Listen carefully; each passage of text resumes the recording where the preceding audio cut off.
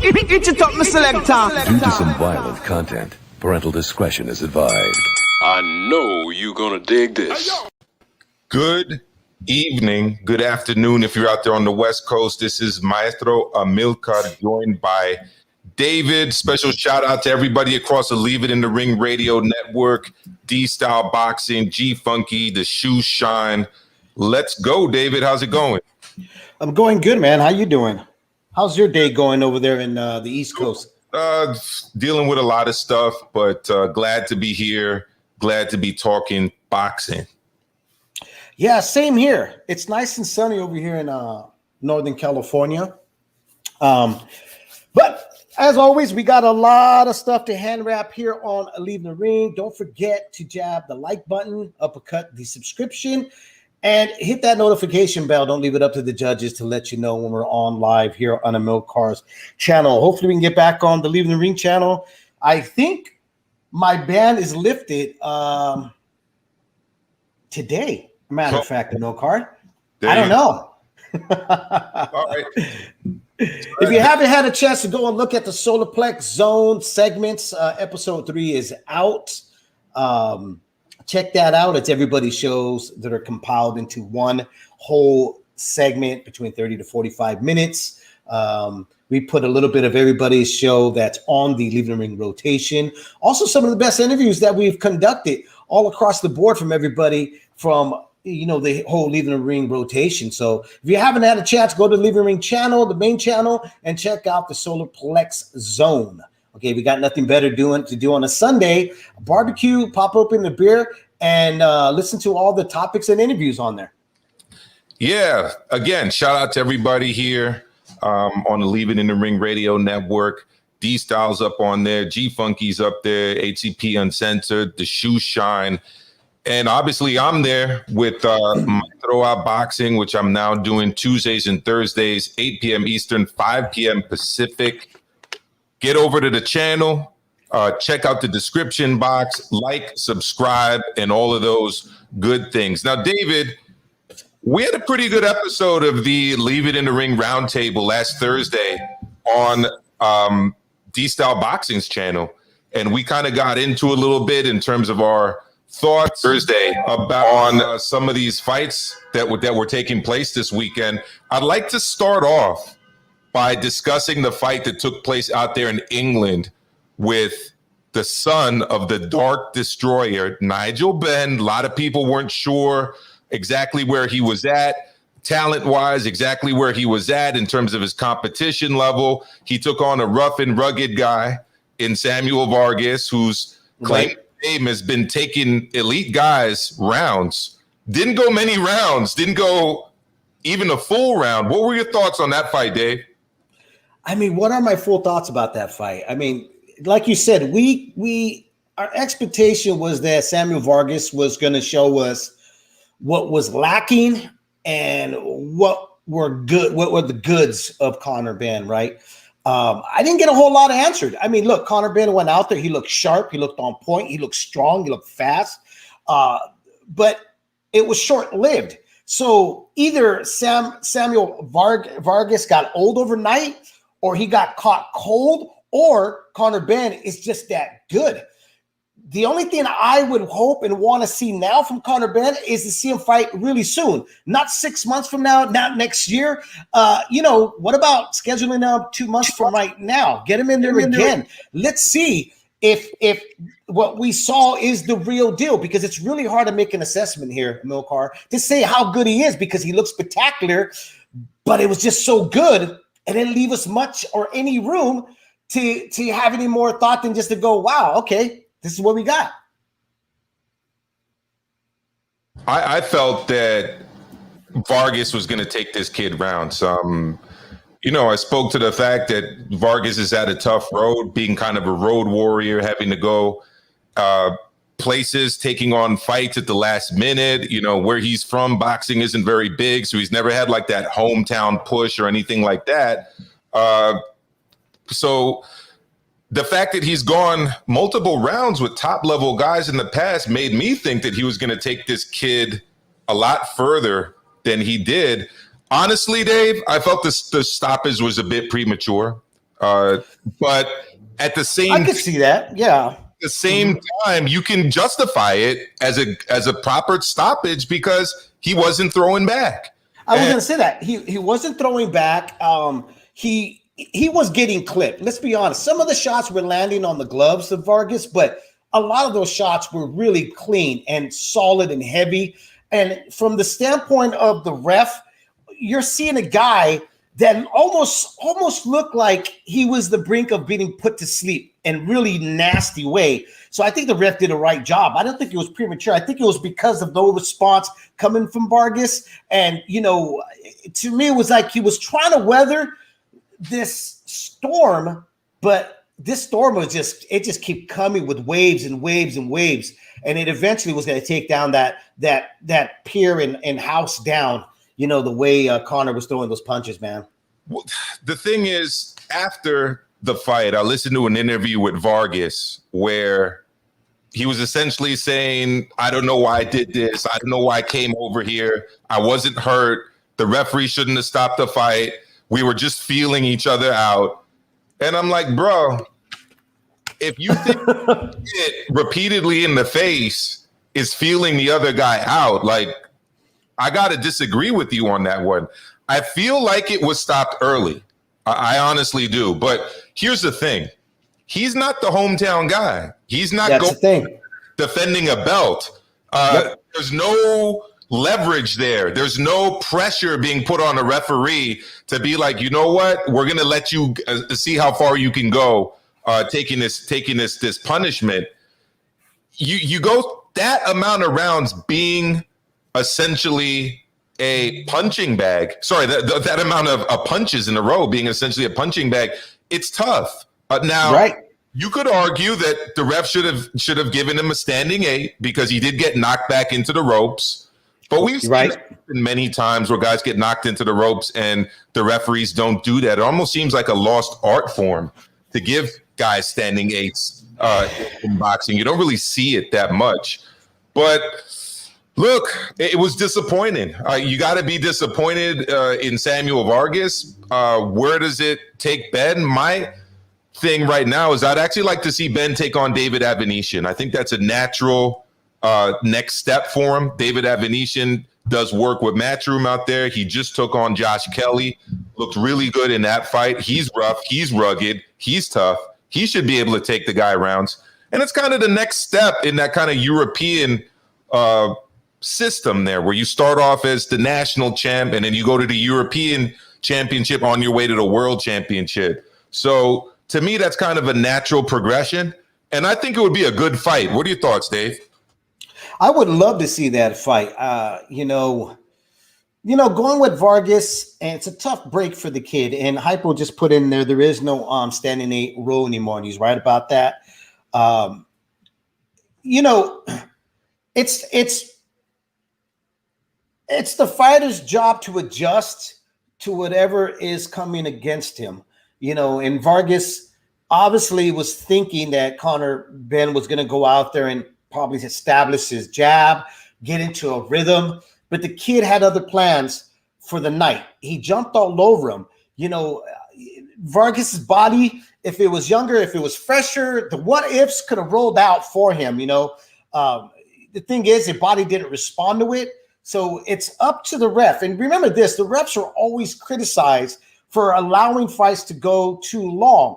And this is a proven warrior, an older warrior who's been in there, has seen the best, has fought the best, but has lost to the best, and it only takes that one punch to change your whole life, So I'm not going to beg too much on that ref because I think the ref did what he saw and felt at the moment was the right thing to do, which was step in and prevent this guy from taking any more punishment because his body and himself wasn't very responsive to the onslaught that Conor Ben was doing to him and stuff, Now, going off with Ben, I would love to see the David Avenetian fight. I think it's a great fight. I think it's a great move.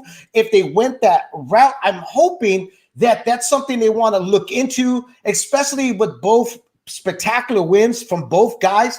I think it makes up a great story, and it's a great moment to seize for both of them, in my opinion, man. So I'm with you guys on that fight. Yeah, absolutely. So that's kind of where things have kind of played out. And it's going to be a tough road for Samuel Vargas because he's made his reputation as a journeyman that takes guys rounds, a kind of a gatekeeper type.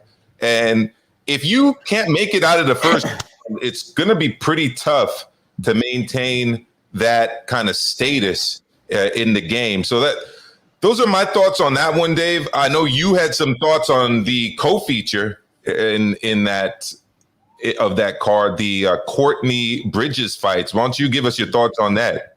Well, first, I got to tell you, it's really rare you get me to get up to want to watch two females. I mean, I try to watch as many females as I can, get in there. I support the women in the fight game. I think that they put in the work just like the men. I think they should get the respect just like the men.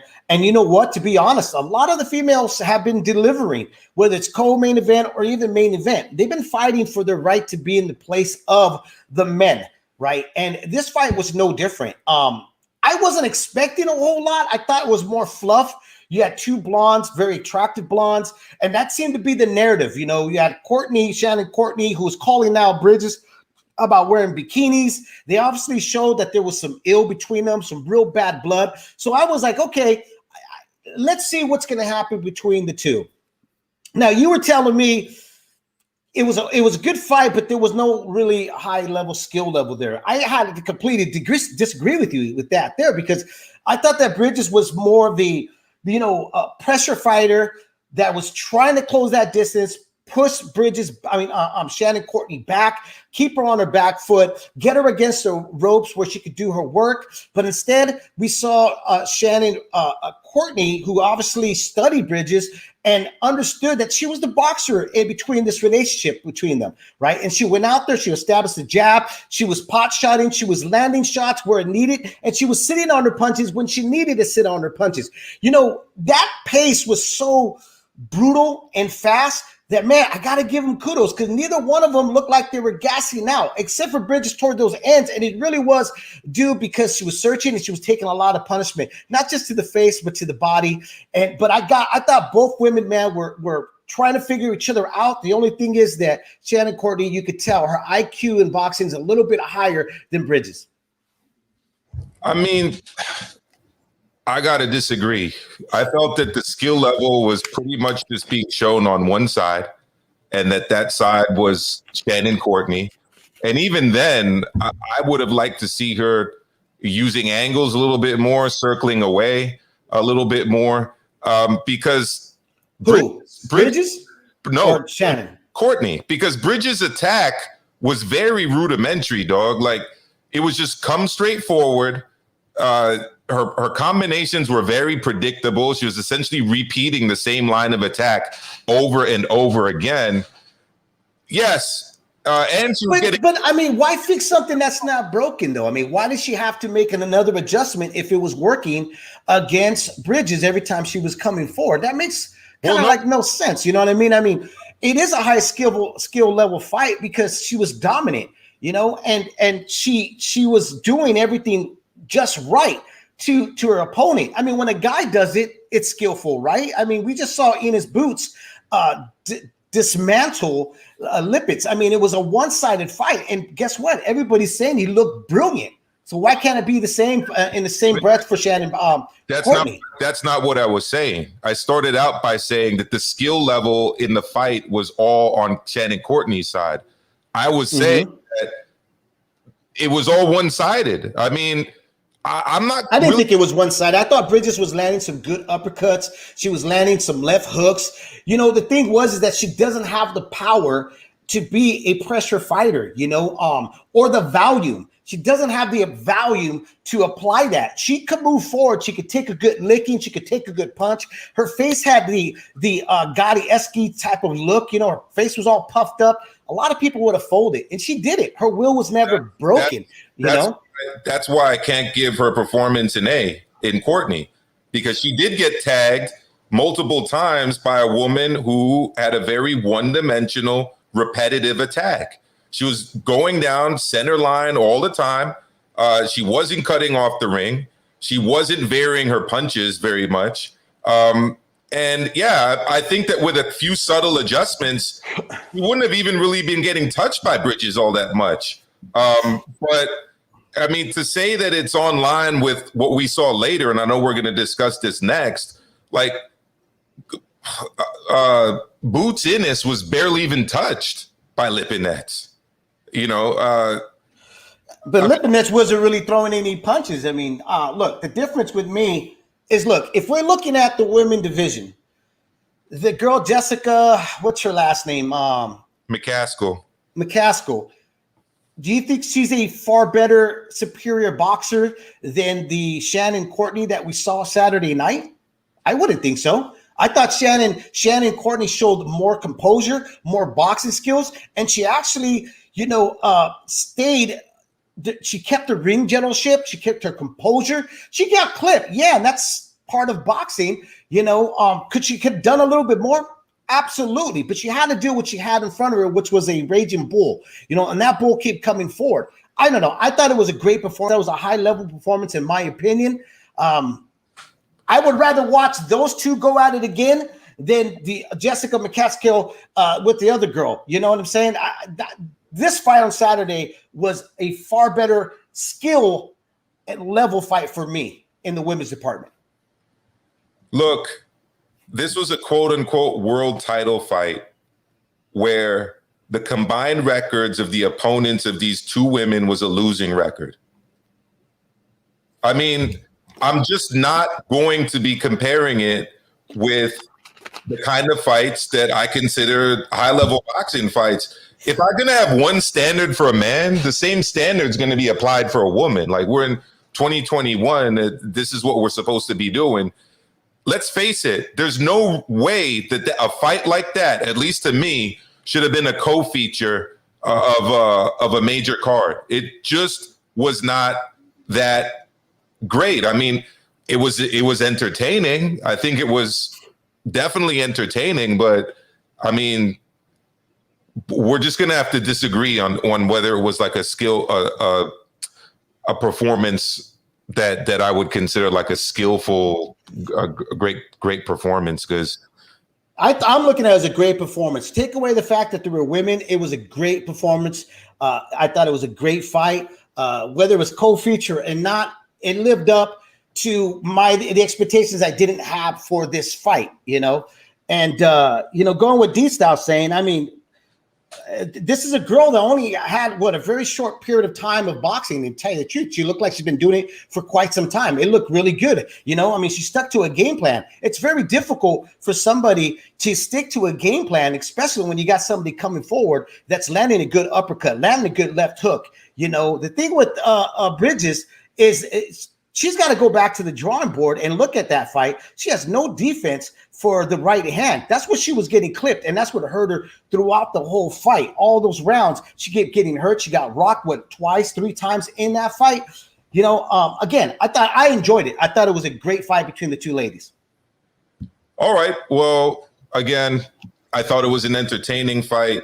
My expectations were low. It met those expectations, and we'll see where these two go from here. I mean, the division's super weak. Like I said, they both had opponents, I believe, that had a combined losing record. I don't know where they go from here. I mean, this is kind of the problem with women's boxing generally. There's not that much depth of talent across these divisions, these weight classes, which is why you have someone like Clarissa Shields calling out Katie Taylor.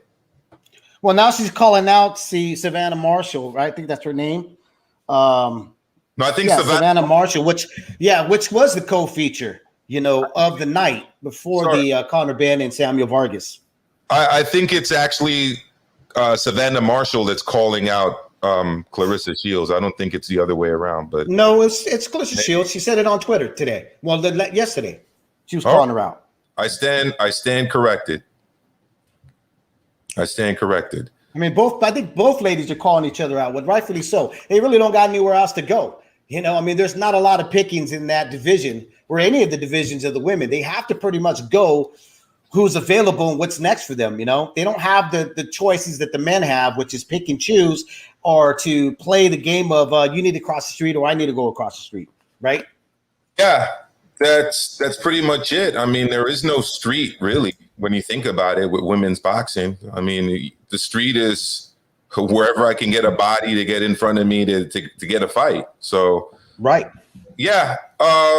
So let's move on to Ennis, Boots Ennis. Actually, before that, why don't we discuss the Jerwin Ancajas Rodriguez fight? Because I thought Ancajas showed a lot of different levels and facets to his game. He boxed, he traded, he showed he has power, he showed he has can box off the back foot. I was very impressed by his performance, but I mean, I went into this fight really respecting the dude.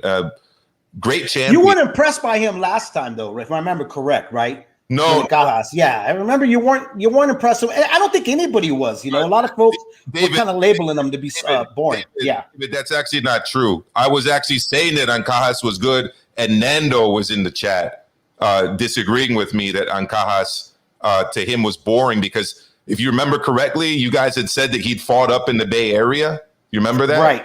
And I was like, whoa, I didn't see that fight that you guys are talking about, but I thought Ancajas is good. And I actually was calling for, before this fight, Ancajas to take on Ioka, and that the right, should take on the winner of Chocolatito and Estrada. Now, those two are running it back, but, you know. Well, I mean, to be fair, though, Ancajas has not given the performance that he did on Saturday night, the way he looked, you know, to be fair, because he's kind of had that skill that he's going to make everybody just not look like they're in the fight.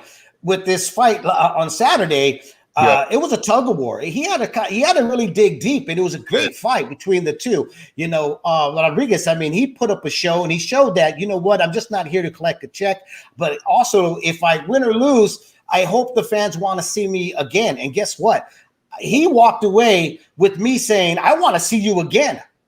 Yeah, there was a point in the fight where it seemed as if even his corner was questioning whether he should continue. I believe it was after the 8th round.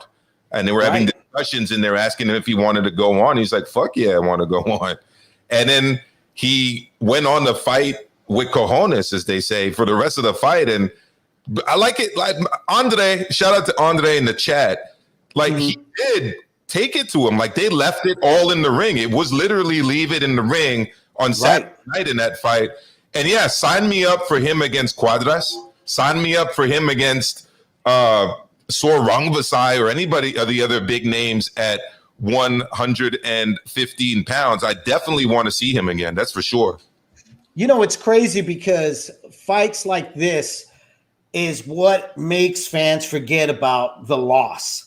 You always remembered from your last fight, and this kid Rodriguez is walking away. What a loss, but what really a win because fans want to see him again, you know, whereas, you know, the other divisions where they're doing a lot of picking and choosing and, you know, a lot of nonsense, you know, nobody's actually getting in the ring and wanting to leave it in the ring, right? Whereas the flyweights and super flyweights, the lower weight divisions, they're all so stacked. You know, I mean, they're really the glory divisions right now at this moment. And guess what? None of them are playing these little tricks. None of them is playing these little mind games and talking about, well, I want this and who's the A and who's the B, who's the B. They're pretty much leaving that decision in the ring. And it's a ring robin, and it's a chance to really be an carousel where everybody's going at it over and over. And that what makes this lower division so special. Too bad the networks haven't caught up to it. You know, not everybody in networks have caught up to it. A lot of these guys should be headlining. A lot of these guys should have more limelight and have more media all over them, you know, to cover them and talk about them. Because just like me and you, Amilcar, we've been excited about this division, both of those divisions right now.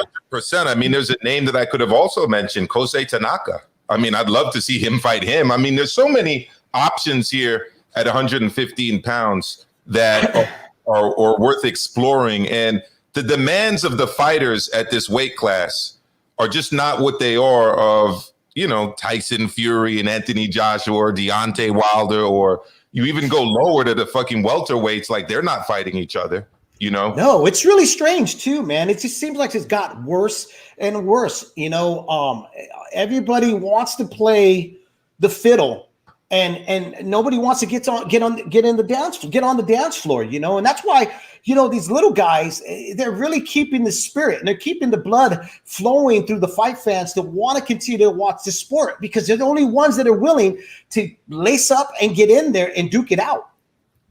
100%. And just want to shout out all of the people that are joining us here live.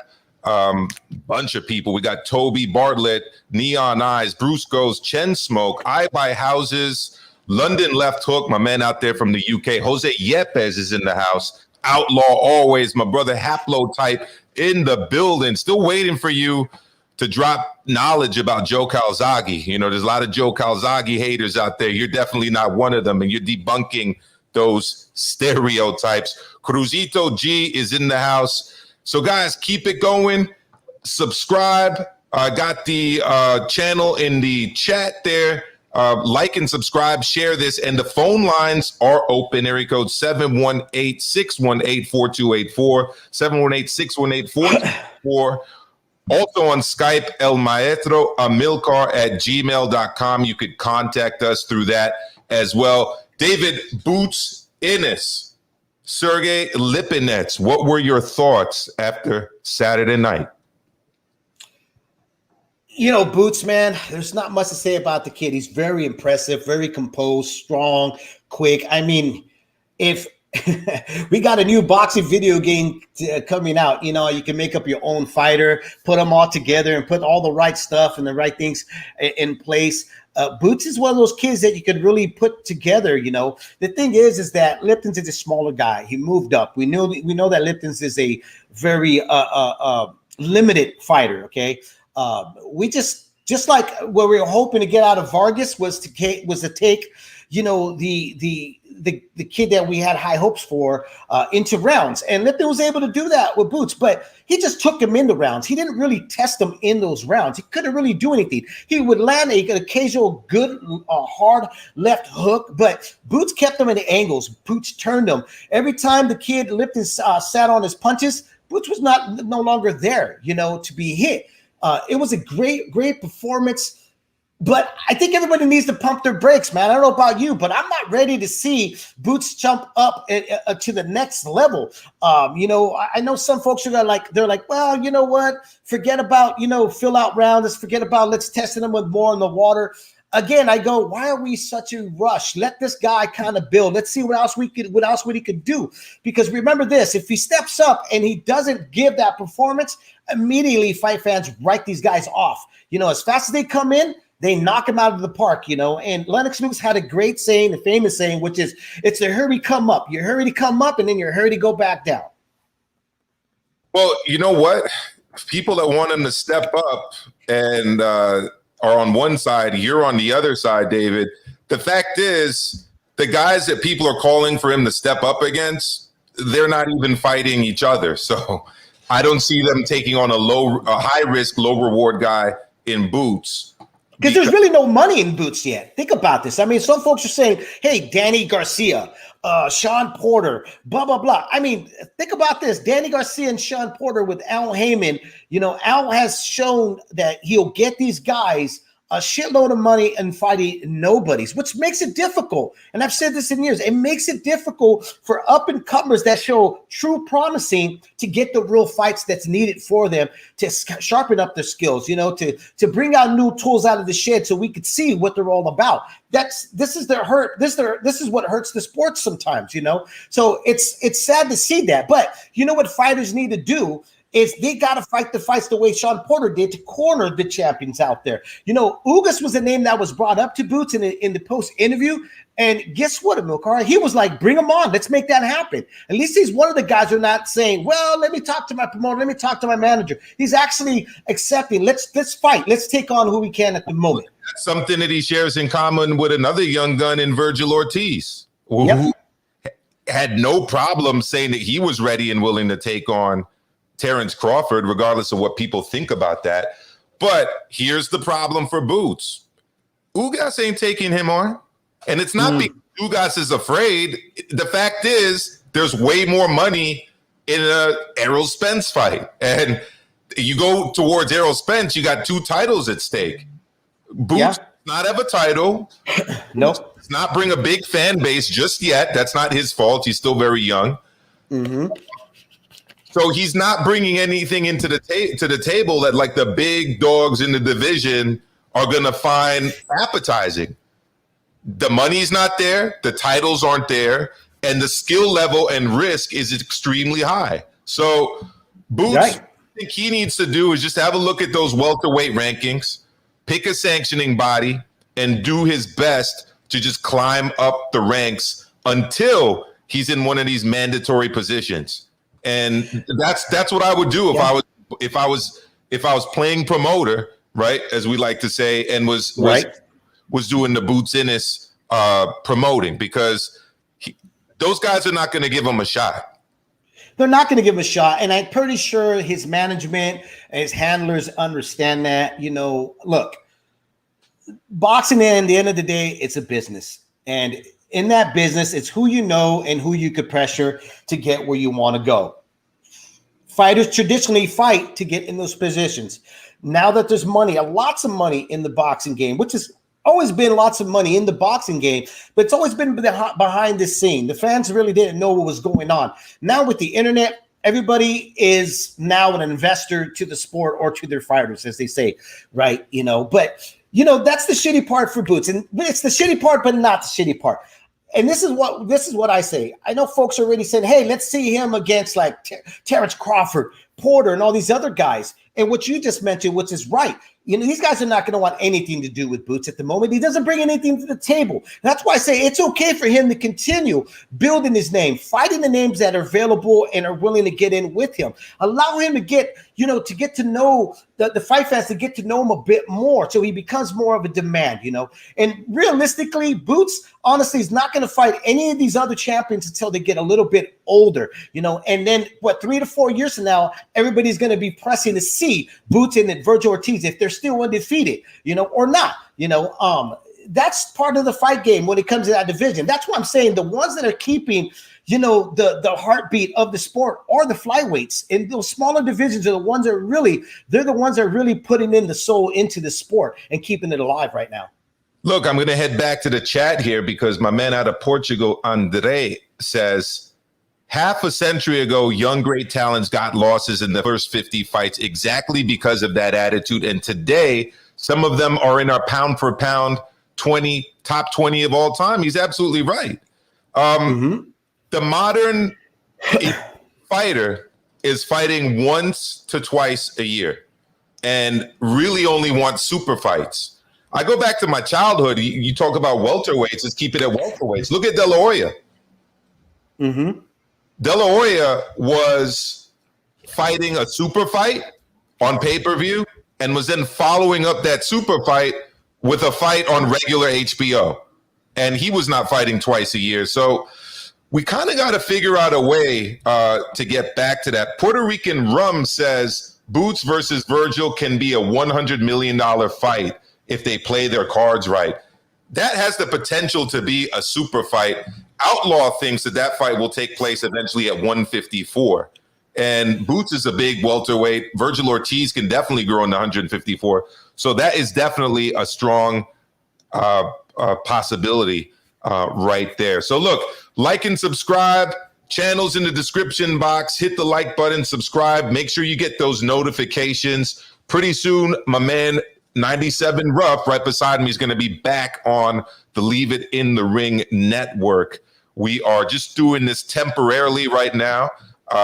Tonight, simulcast in on my channel. I think we might be jumping back and forth, to tell you the truth, here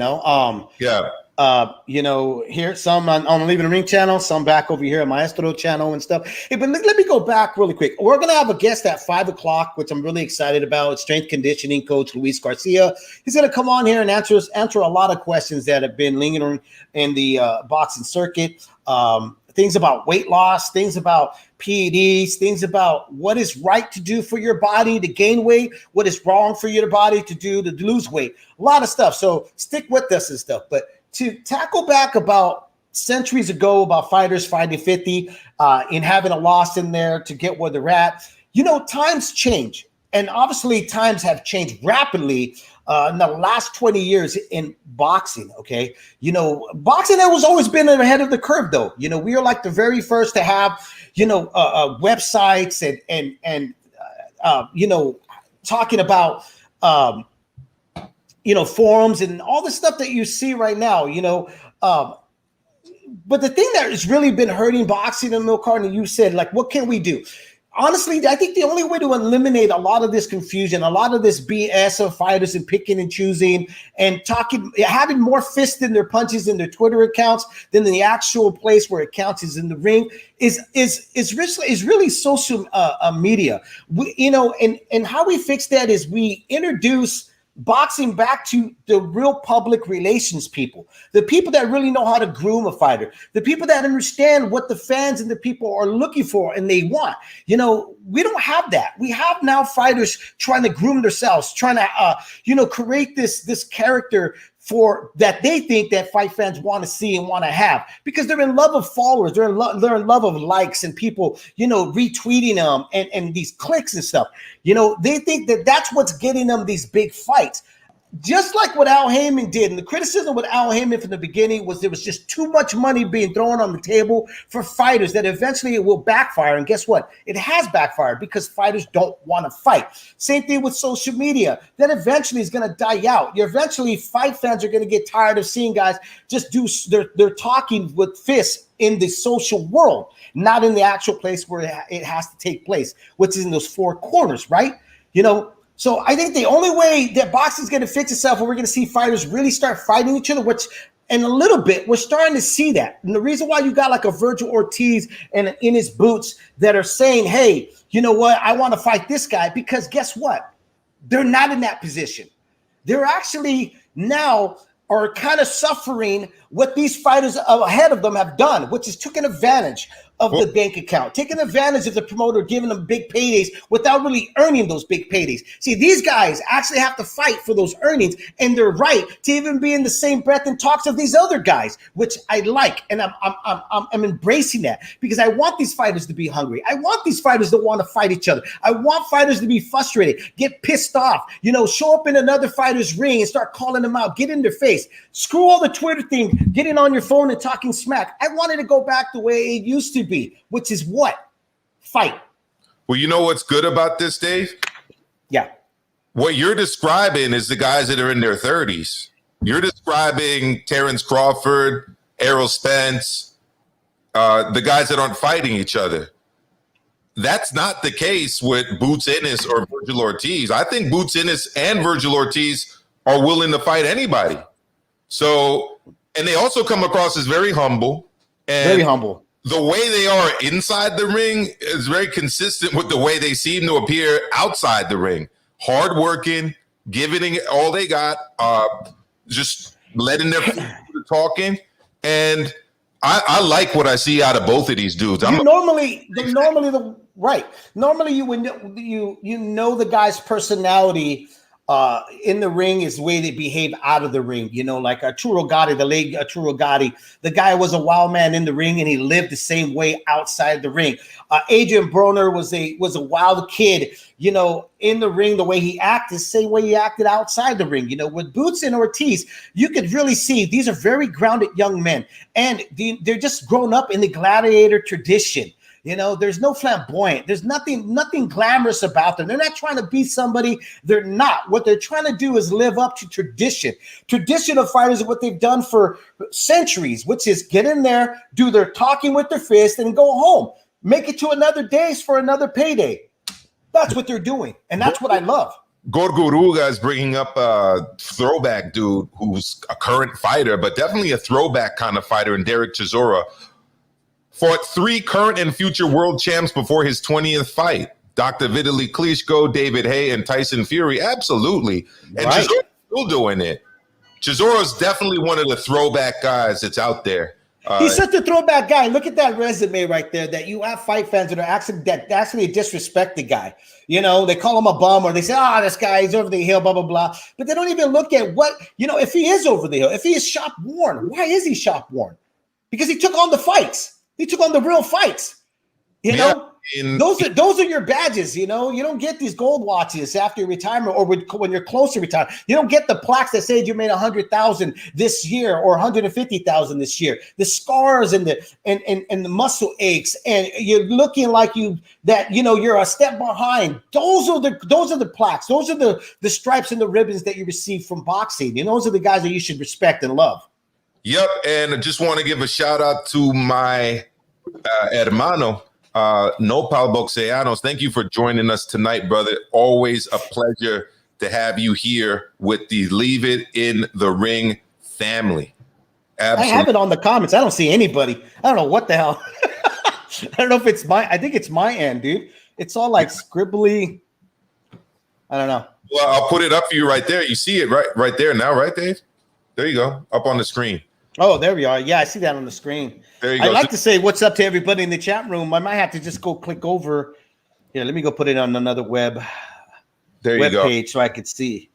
So, look, a lot of things happening, percolating in boxing. You know, we discussed the 115-pound division. For my money, the best division in the sport right now. And you know what? 118 ain't too far off either. So, a lot of action happening down in the lower weight divisions. You know what? Even 122 for that matter. You got Luis Neri, you got Stephen Fulton, Rais Salim, you got Daniel Roman. You got a lot of guys down there as well. So, look, boxing is kind of where it needs to be as we get into the summer, as we kind of work our way through the spring. The calendar's looking good, man, to tell you the truth. The calendar is looking good for boxing. I mean, the main fight that obviously needs to happen is the Tyson Fury AJ fight. And that fight was kind of dominating some of the headlines this weekend. You know, Tyson Fury put out that tweet with the countdown clock. And then last night, AJ posted something and pretty much said that the first official offer came through. My thing was, if that was the first official offer, does that mean all the other offers were bullshit? all the other offers were memes. That's it. They weren't even offers. Right? So there you go. Oh, my man D just joined us as well. D from Speak Your Mind Sports. What's up, brother? If you want to get on, I can send you the link if you want to join us live.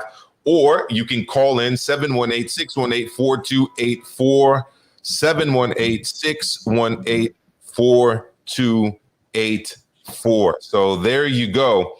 Yeah, are you any more excited after this weekend's news, David, about the potential Tyson Fury, Anthony Joshua fight than you were at the beginning of the weekend? Man, you know what? I'm going to be honest. I haven't even been excited about any of it, to tell you the truth, because I'm just not, you know me. Anybody that's worked with me, how many years I've been covering this fucking sport, knows that I don't get overly excited in boxing until they're in there, actually, you know, especially when it's high profile fights. I don't get like, oh my God, it's going to happen. I just let throw the dice, and wherever they roll, that's how it's going to end up. And I'll be happy with that, you know.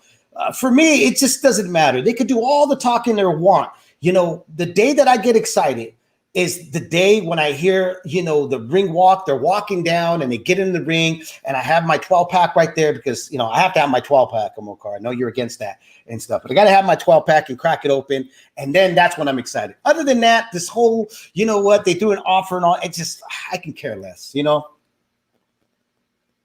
Absolutely. You know, so before we get on to our guest who's going to be joining us in the second and final hour of the show, I got to ask you something. You don't want to talk about Joe Smith?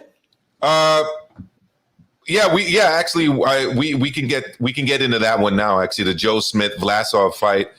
I felt Vlasov won, but I can see the decision going the other way. If you're a guy like Vlasov, you're taking on a guy in his home country. You're going in there as a dog. It's very difficult to win a close decision. You got to knock a guy out or just thoroughly outbox him for the entire fight. And even then it can be difficult. I felt that he won the fight. I felt that, especially in the early rounds, he was making Joe Smith look super basic. And That's because he is super basic, though. That's why. And eventually, he started to kind of get touched up a little bit. But for every power shot that Joe Smith was landing, he was landing like 6, 7, 8, perfectly crisp, accurate shots. Vlasov, we said this. I said this, remember, when it was originally announced before the whole COVID thing had made the first fight be canceled. I said Vlasov is the poor man version of Joe Calzaghe. He, tries to have his hands low, get his face in front of your chest, and, get really cutie. I had said, though, that he couldn't do that too much with Joe Smith because he can get clipped. And guess what? He got clipped and he got hurt, But, the comparisons that people were giving Joe Smith to Kelly Pavlik, Kelly Pavlik had a jab. Joe doesn't have a jab. When I heard the commentators asking for a body shot, or I even saw some fight fans go to the body, Joe, go to the body. Joe's never been a body snatcher. He's never been a body puncher.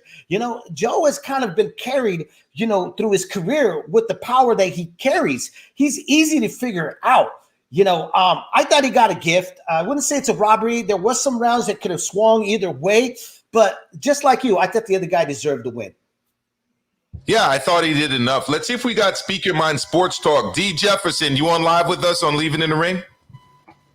Yeah. What's up, bro? Hey, I'm on the way home. This is a lot of noise.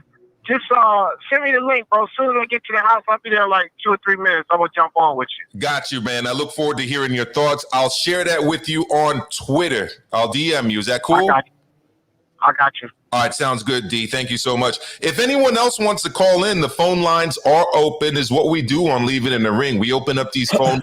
We love to get your opinion on what's going on. If you think what I said was bullshit, let me know, all right? G-Funky is on point when he said Joe Smith is very inconsistent with his fight-to-fight base, and you couldn't be more right about that. Either he's on or he's off, but he's easy to figure out. That's the problem with Joe Smith. Could he learn how to box? Probably. I think he needs to get rid of his team, to tell you the truth, man.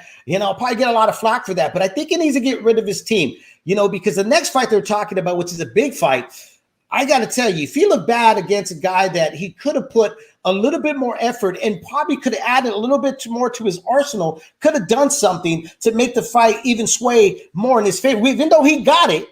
And I think in a lot of fight fans' minds, he lost that fight. But if he wanted to be a little bit more convincing, he could have added some things that help him out, that could have kept Vlasov out on the distance of the right hand for him to land a little bit more clean and more regularly, which could have been a jab. Also to slow down the movement. He could have, blind him with a jab and then go to the body when he got in close. But instead, he didn't do any of that stuff. And why is that? Because sometimes that's not always entirely the fighter's fault. It has to be the corners. Maybe they didn't do enough. Maybe they didn't work on that. Maybe they didn't see what a lot of us were seeing that night.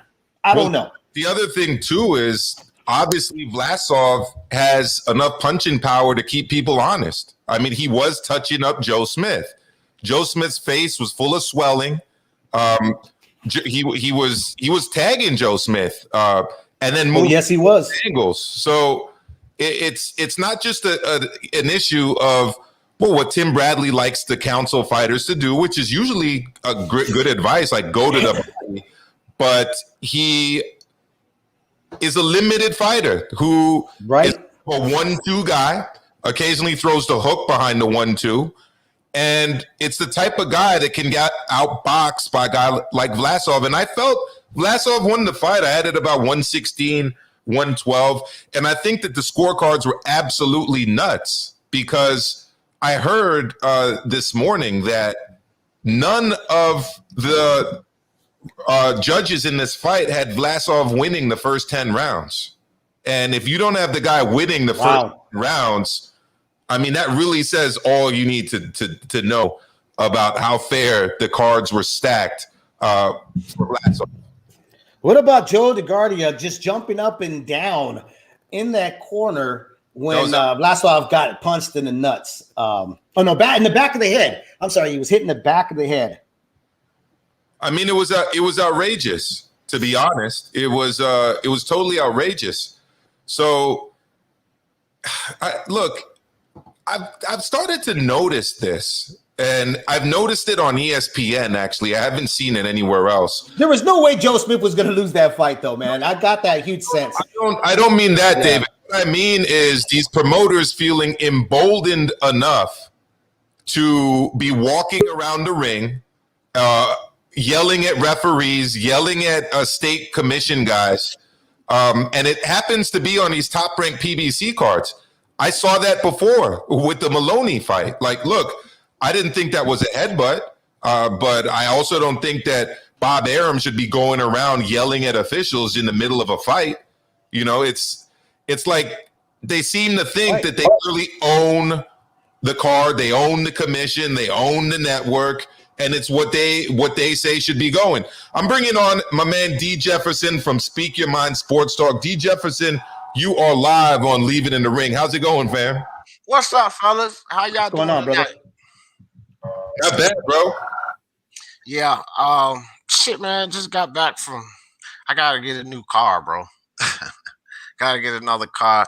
That damn Lexus I have done had it. I gotta get something else. So I went to test drive a couple of cars. But yeah, what we cooking on? So we're talking about the Vlasov Joe Smith fight. How did you have it? I had it really close, man. I think that when the decision came down, one of my guys, IBT, Immortal Boxing Truth, and we were doing the card. So, you know, I do the blow by blow, and he does the in between round analysis. And at the end of the fight, we actually both had it the same. We had it 6-5 with a draw. I mean, with a swing round. So I came to the conclusion that I really didn't mind who won the fight between those two guys. But, you know, I don't know, man. Like, sometimes it's all about, like, when you get fights that's like 6-5, I mean, 6-6 or 7-5, they close like that. I don't really cry robbery or holler robbery, right? Because this is my perception on it. I'm one guy, right? So it's like three of us sitting here right now. It's three judges, and I only have one perspective. And these judges look for different things. You understand what I'm saying? And so when it's a fight that close, I can't really argue with the decision. Me personally, I had to swing round to Vlasov. Yeah, so did I. Right, which means that if they gave it to Joe Smith, I'm not going to holler. But the fact that I had it a swing round, they could have gave it to Vlasov, and I wouldn't holler either. I can't really get mad at people saying they feel like Vlasov won that fight. I could see that. I could see why they would feel that way. I feel the same way, D. And all I was saying earlier is that in these fights that are close like that, where you got one guy maybe a round ahead or two ahead, when it's not the hometown fighter, and definitely when it's a guy coming from another country, that guy's usually not going to eke out the decision. And when you're on the road and you're a guy like Vlasov, really what you need to do is knock motherfuckers out. But unfortunately, he doesn't necessarily have those one-hitter quitters in the left. That's not in his temperament either. That's not his temperament at all. That's not who he is. So what you got to be, if you're a guy like that, you mentioned him being a poor man's Joe Calzaghe. Well, what did Calzaghe do? Joe Calzaghe stayed his ass at home, right? Built up his fame and his record in his home country of Wales. And but he was also very dominant of his style, you know, that was the next thing. Yeah, he was very dominant, you know, and you know what? When you talk about limited fighters, like we were talking about earlier, Amilcar, Joe's limited. So, you know, I think people were, you know, even the judges were giving him some rounds because of the limitations he had. And also he had the crowd, you know, and he had everybody behind him. The story that they keep building up, he's a working man, class man. You know, he came from nothing. You know, he's the guy that to the last stop, Bernard Hopkins. A lot of people get sold on that, you know, and they hold that to true to them to whenever they're watching and stuff, you know. What I was watching was a limited guy that was having a lot of issues who got a win. And guess what? It's living off of what he just got, which was that gift. Because I'm pretty sure the other guy that's going to step in is not going to make that same mistake because of one thing. He's got power. You know what, Dave? With Maxim Vlasov, he's one of these fighters like Okoli, right? He's awkward. He's so awkward. The angles that he comes from, the way he punches. You know, these guys is really is it? I gotta call him and check it out. These guys, it shouldn't be. These guys that are awkward like that, they just give everybody hella problems. Absolutely. They come from these weird angles, and you see how Vlasov fight his movements. And when you're a guy I don't care who you are, if you like a guy that's purely of the sweet science. I'll give you an example. Floyd Mayweather, pure boxer. We all know that. Pure boxer. Emmanuel Augustus gave him hella fight trouble. If you guys know about that fight, Emmanuel Augustus. Floyd Sr. said that was the hardest fight that Floyd ever fought. The reason is because Floyd is a student of the sweet science. So generally they're going to be practicing against a guy who's going to come to them of the sweet science, not with that crazy, awkward, style with these crazy angles. That's what Vlasov, that's what Emmanuel Augustus is. They're these kind of guys that you can't train for. You can sit in the damn gym all you want. You're not even going to get a sparring partner to replicate that foolery. I mean, it's good because it throws his opponents off, but it's not how you say, that's not traditional of the sweet science. So it's hard to, look good, or sometimes but a guy like that, But we got to go back what Joe really is. I mean, he's not a very polished fighter. Right. I mean, he doesn't have the fundamentals like a Floyd Mayweather or any really good boxer. This is a guy that uses what he has as what is his power. That's his moneymaker. That's what's got him out of trouble in the past. To ask him to put up a game plan and to stay true to that game plan or to make adjustments on the fly is asking a lot. To me, Joe Smith right now is just on borrowed time, in my opinion. I could be wrong, but I look at his career at this moment, enjoy it, because it's borrowed time. Yeah. Well, I saw what I needed to know about Joe Smith in the Dimitri Bivol fight. And while people has said that kind of he's improved, he still hasn't yet returned to fighting a guy whose primary asset is supreme boxing skill. That's not Alvarez, who, with all due respect, fought a very dumb fight against him. That's horrible game plan. Terrible game plan. I agree. And I actually expected more from his trainer. Like, he's trained by Mark Ramsey, who's actually one of the better trainers in the sport. That was totally befuddling to me that he went into that fight with that kind of game plan against the Joe Smith, a straight come forward, 1-2, maybe throws the hook behind it kind of guy. Anyways, I digress. What I was getting to was the fact that I'll be convinced about Joe Smith when I see him beat convincingly another boxer like that. And I did not see him convincingly beat Vlasov on Saturday night. I just didn't. Okay. And guess what? Bivol's still at 175, and Baturviev, despite what people think, that dude could box. That dude was your world champion. That guy does like to take it to you and apply his power, but he has some boxing in his game too, and an IQ. I tell you this too. After the Dimitri Bivol fight, it's not like he didn't wash Jesse Hart. You know what I mean? And we're talking about a Jesse Hart here. So that's another indication that he just might not be, on that level. I had somebody come on my panel last night. This was going to make you guys laugh. Said that Joe Smith is taking over. He is the best at 175. Check it out. And probably the greatest 175-pounder of all time. I swear, bro, it's on my live. I said, bro, are you serious? Obviously, that guy's name was Joe Tessitore, who was literally jizzing his pants every time Joe Smith threw a power shot. It was crazy. Shout out to Alexis L., who's dropped $2 in the super chat. Just a programming note. We're simulcasting tonight, so all of the people that are here tuning in with D-Style Boxing, just click the description box link. You got the link to the channel there. Like and subscribe. Hit that notification box. Want to shout out Bruce Goes. Want to shout out G Funky Boxing, H Money, Andre Rodriguez, and Hamed, who's joined us in the chat.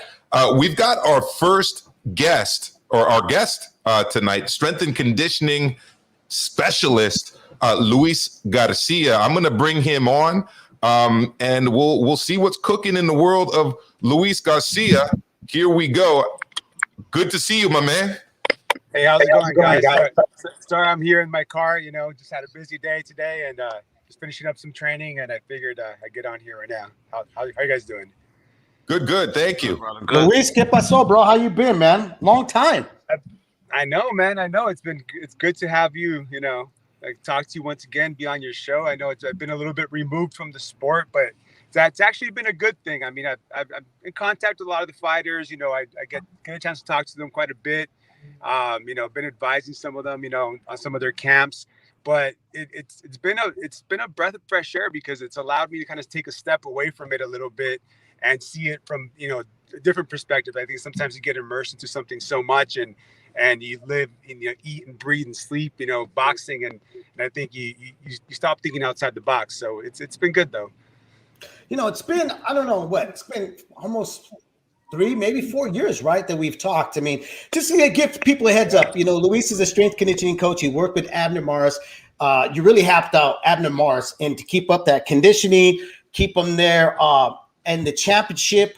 The guy was looking phenomenal every time out. And the reason why I wanted to have you on, because one, I've known you for so long, and I trust you when it comes to talking about the conditioning of fighters and how to strengthen them, how to gain weight and lose weight. And we were having a conversation, between text and everything, and we got into the whole Canelo thing, and that's where we started talking about. So I figured it'd be great to have you on. Now, so my question is this, because I'm seeing this a lot through a lot of fight fans, that they don't understand what clenbuterol is. They still keep labeling it as PEDs, which it isn't.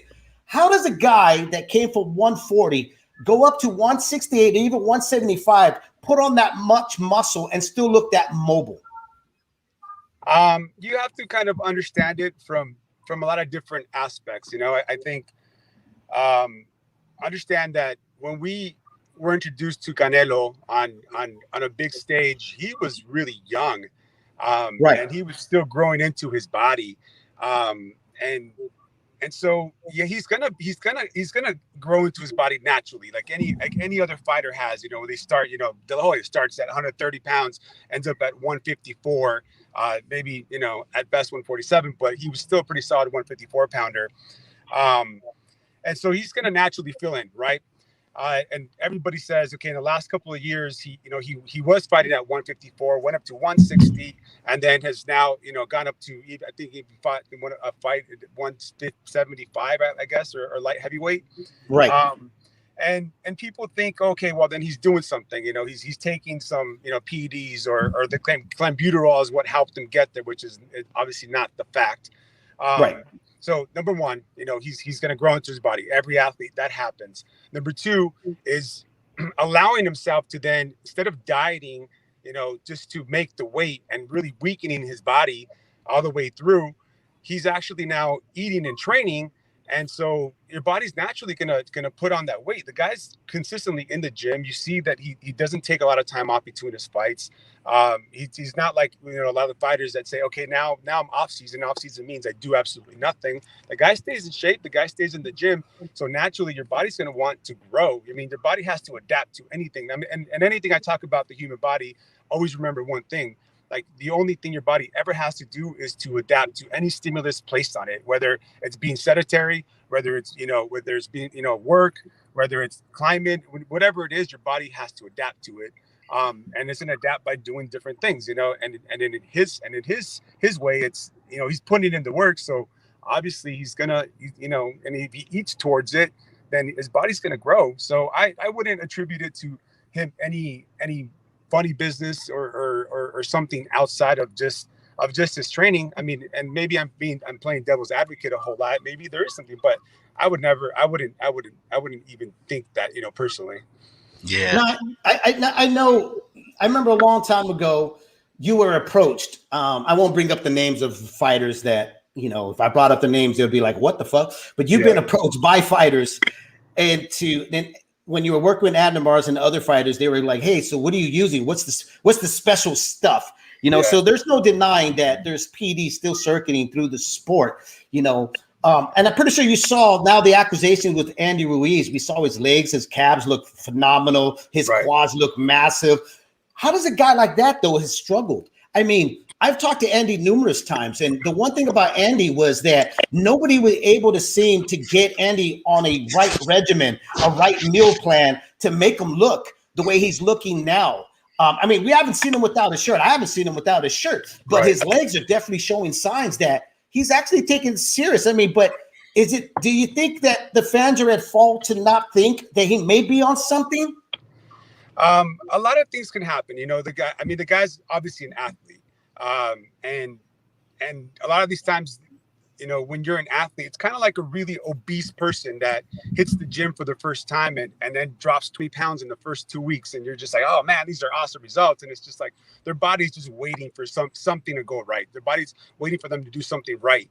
And I think, you're looking at his legs and maybe he just wasn't showing them off before. Maybe he had some of that, but he had some extra body fat. So you just thought they were just tree stumps, and so or maybe he just finally dialed in something.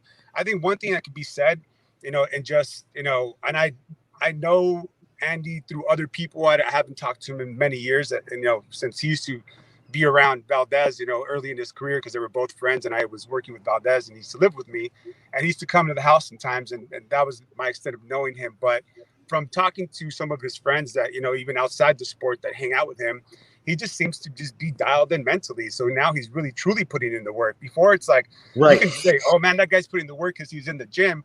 But there's a lot to be said with that. I mean, you saw that in Oscar Valdez. I mean, even for a while, phenomenal. I thought, like, man, he didn't have that explosiveness. He didn't have certain things. And I was like, man, but this kid's a hard worker.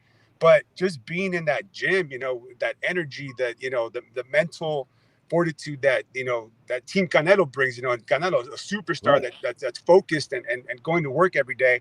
It kind of reminds me of being in camp with Andre Ward, and everybody just, feeding off of that energy and everybody kind of becoming a bit of Andre Ward, mentally and putting in that kind of work. So I think that's what he needed. And, he just seems to be in a better place, more centered. And even before the last fight with, that he lost, Andy Ruiz, I was seeing him, and I've been talking with other people. He just didn't seem like his focus was there, and I saw that, now it is. So I wouldn't, like I said, I think his body was just waiting for him to do something right. I mean, he's been putting in the work for a lot of years, but I think now he just took it up a step. He took it up a notch, and now realized what it is his body needs to do, and in fine tuning all those things. I mean, a lot can happen in the last 6 months or 7 months, whatever he's been training with that entire team, and understand also understand, like, what people don't really get it is, when you talk about a fighter being not focused, and the whole drink, I don't drink during camp, or all this other stuff, man. It takes like 3 months for your liver to actually regenerate itself from heavy drinking or from all these different things, and then you put your liver through camp. And if you take a fighter 2 weeks away from a fight, and you do a blood test, if the doctor doesn't know the fighter, he's an athlete, you're probably gonna ask the first question, like, with that liver function, are you an alcoholic? And so think of that. You leave camp, and then you're taxing your body, you're taxing your liver, which is your liver's primarily metabolizes hormones, and in which you need to recover, and then you're taxing your liver. So what growth are you actually getting during camp? You tax your liver outside of camp. Now you go into a 6 to 8 week camp, and you're not drinking because you need the energy to get in the gym, but your body has never recovered. And so even if your body's producing the testosterone to regulate it, like, your body's not going to metabolize it. It's not going to do you any good, So I mean, put all those things into perspective, and why it's important for these guys to stay, healthy off season and take care of their bodies, and understand that they just went through an entire like an actual car wreck, where they need to basically treat it like, hey man, I need a couple of weeks to just let my body recover, let my kidneys recover from some of the dehydration you and I talked about, let my liver recover, get back to regular normal liver function, and be back ready to, for my body to, then take on the camp and take on some of the growth that's supposed to happen during camp. And all those tortillas and tortas and burritos that he must have been, throwing back, right? Do you know the strength and conditioning coach that's working with the Reynosos? No, I don't. I've seen some of the stuff he's doing, and just basically on IG. I don't know what his overall methods are, or where what his background is, but I mean he's doing something right, right. So. I've seen him doing everything from the agility ladder to deadlifts and squats. Can you speak a little bit about that? Actually, it's like strength training with weights. I know heavyweights have done it. Joshua is big on it. You even see Tyson Fury doing it. But you mentioned Valdez. He was strength training with weights, and obviously Canelo's been doing it too. I've been seeing the deadlifts and the squats as well with him. What are your thoughts on like the appropriate use of that kind of weight training? It needs to be all done in the right time, and a lot of the stuff when we talk about weight training, everybody associates it with being very linear.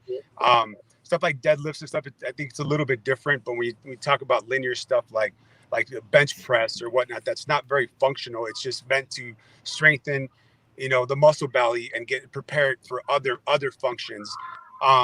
So it is something that needs to be incorporated at all points, but it also takes some time for the fighter that has never done it before to actually incorporate it in there and them feeling comfortable, because they will start feeling, tightness. They will start feeling, they're going to be sore, and you need to understand how to balance it out with not only how they feel physically, how it affects their body physically, but also, make sure that it translates into actual performance. So it becomes a functional. And so there's a period of adaptation to it. So if you do some of the weight training, which is like very common linear stuff, like the bench presses and different, shoulder presses and stuff, those are great. And you need to put your body through that, to make sure that all muscles are firing.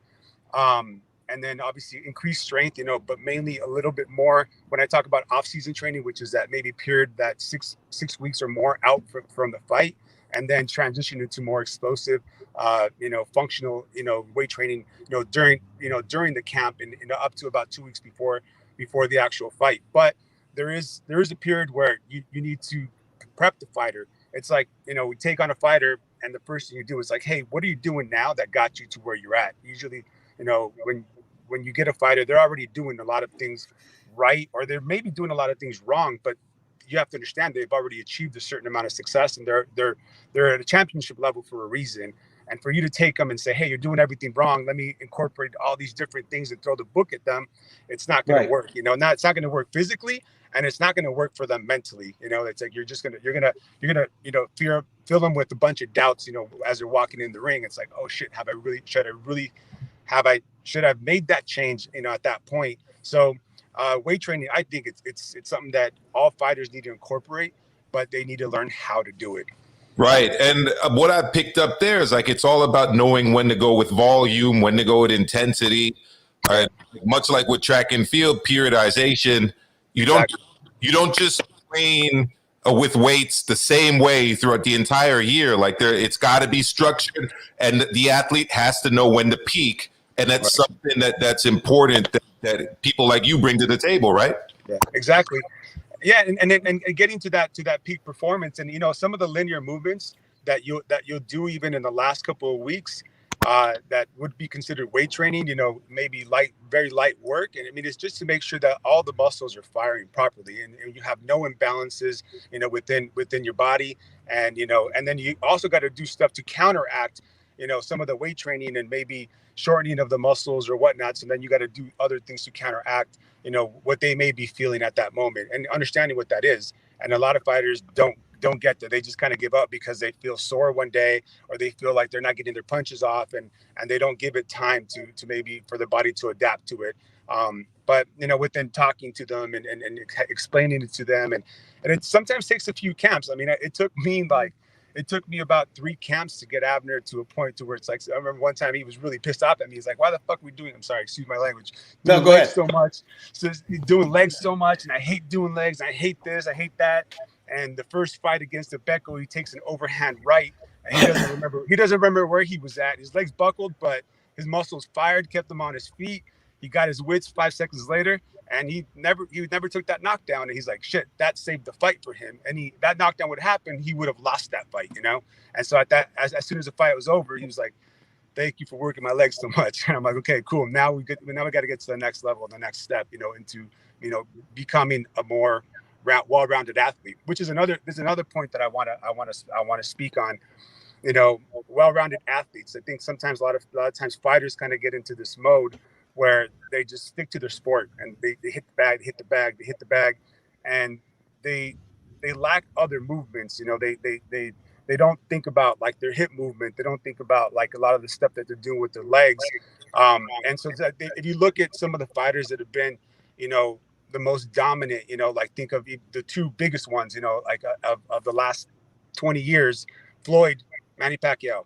What do both of those guys have in common? They both play a lot of basketball, so they're multi-sport athletes, they maybe not professional basketball players, but they're out there doing something else.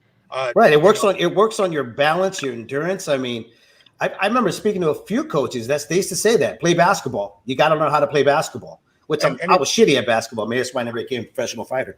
Yeah, no. And it does a lot of things because you talk about repetition, and in playing basketball, you're getting repetition. Somebody in front of you, somebody that you have to guard, or you're being guarded, defensively, and so you're forced to move with someone else consistently and not taking any punches, which is really it's a win-win situation. Yeah, there is those people like even Andre Ward. He got injured at 24-Hour Fitness playing basketball, and he hurt his knee, and that was, I think, one of the things that always limited some of his training, and we really had to be careful as we went to training camp because his knee was always bothering him. But there is those things like the risk reward ratio, but so it doesn't necessarily have to be basketball, but it's just one example of saying, hey, I don't pigeonhole yourself and say, hey, I'm only going to do boxing. That's all I'm going to do. I think a lot of they got to look outside the box. And if they don't like doing those things, or maybe the risk reward ratio for that particular athlete isn't there, like Abner didn't like playing other sports. So we had to be creative in how we went in there and trained him so that he can, start utilizing his entire body, especially. And the cabron looked like he was a soccer player, dude. How come? Yeah. I thought for sure he would have loved to play soccer. No, man, he didn't. And that was one of the things that when I first started working with Abner, that I saw like as an area of opportunity was that his leg movement, his foot movement just wasn't all there. And so we did a lot of drilling, and that's when we started doing a lot of the sand work. It took me about 2 camps to finally get him out to the beach and get on the sand and start doing some of the drills on the sand.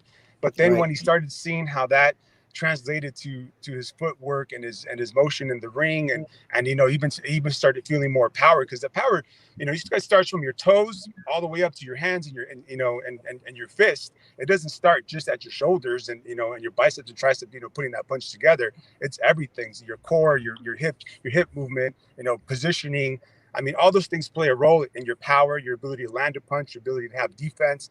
And so, I mean, for me personally, I think all these fighters spend so much time throwing punches that you don't really need to strengthen that aspect of them. It's like you need to help them and balance it out and do different things. But most of the stuff, if any coach can hear anything and learn something, is you got to start from the ground up. And really just work on their feet, work on the longevity. So I mean, some of the fighters that have gotten old even before their time, what's the one thing that they've lacked? It's just that mobility.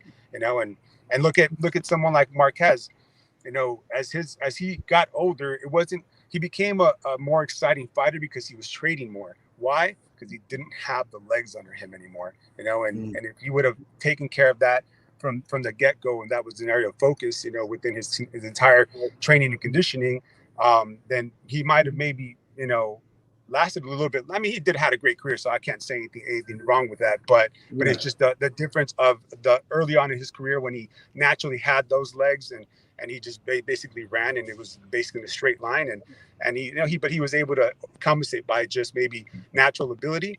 But later on, he was forced to stand in the pocket a lot more and trade with different fighters, and it was a much more exciting fighter, but maybe it wasn't so good for him, A lot of athletes have to look out of the box, bro. Like I'm just appreciating what you're saying here. This is not boxing, but it's just another example. Jerry Rice, football player, right? He often took ballet. Why? Because when he running routes, making those cuts, and like you were saying, ballet was excellent for that. So it's like way out of the box. Like, wow, he's a football player. He's taking ballet, and we can see the results were phenomenal. So I get you. Like sometimes you got to get out of the box. But I had a question for you. I'm noticing not even just in boxing, but a thing is catching on with athletes where they are transitioning over to plant-based or non-meat diets, whether it be pescatarian or vegan. What are the difficulties in you guys, creating eating plans for those guys? Because they have to take in a lot more, right, to kind of keep up. Is that true or no? Yes and no. I mean, pescatarians, I think it's the easiest way to go. I mean, I think it's all personal choice. Do I prefer a vegan diet personally? I like them. I just think that it doesn't work for everybody. It's something that even just mentally it doesn't work. Just even that mental thing. It's kind of like when you sit there and have a salad bowl, or you go to a vegan restaurant, and as opposed to a steak restaurant, you're going to feel mentally more satiated. But I think ultimately it doesn't present a problem for me. It's just like, how does the guy handle it mentally? It's like, hey, we know that this is for you physically, and we know that there's a lot of benefits to it, but can you mentally handle it? Is it something that you're going to be happy doing, and we can be consistent with it? It's like, even when you're talking to somebody about doing a diet, I mean, there's how many registered diets out there? If there was one that worked, for everybody, there would only be one. And the reason it doesn't work for everybody is because everybody has a different lifestyle or different mentality behind eating and so forth. So there goes the training aspect of it. I think one of the things too is that a lot of fighters undereat, and they get into this whole thing of, man, I got to make weight, and I can't eat this, or I can't eat that, or I used to make the meal plans, and they look at me like, man, you're crazy. I can't eat that much food. Like I'm gonna be fat, by the end of camp. I said, and I would tell him, I know you feel like that right now, but that's because, once again, we're going to go back to my initial statement. The only thing your body ever has to do is adapt to any stimulus you place on it. So if the stimulus is for you to eat less and still be able to, do the amount of work, your body's going to become very efficient and burning, as little calories as possible. But what that does is it doesn't allow you to get to that other level of training, say like that window.